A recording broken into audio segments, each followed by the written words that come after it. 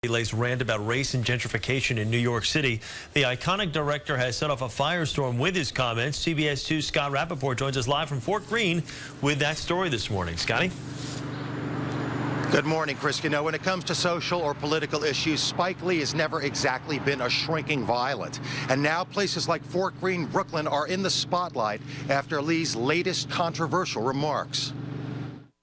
I don't hate anybody. My problem is that when you move into a neighborhood, have some respect for the history, for the culture. That's famous Knick fan and Do the Right Thing director Spike Lee defending his controversial remarks during a speech at a Pratt Institute event for Black History Month Tuesday night.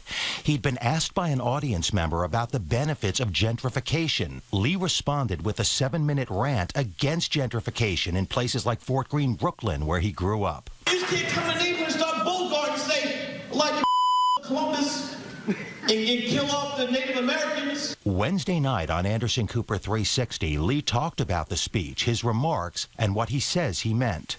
Bogart comes from Humphrey Bogart, meaning you come in and just take it over. You can't do that. Drums in Mount Forest Park for 40 years. Now they can't do it anymore because the new inhibitants said the drums are loud.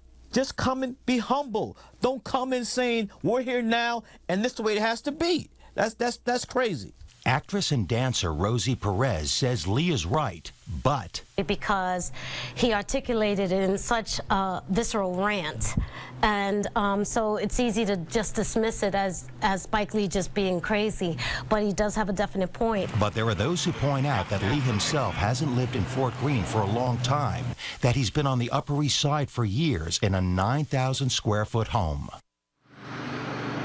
Gentrification is ultimately and always a hot-button issue, but invariably, when Spike Lee enters the picture, the issue and the discussion get exponentially bigger. We're live in Fort Greene, Brooklyn this morning. Scott Rapoport, CBS 2 News. Scott, thank you.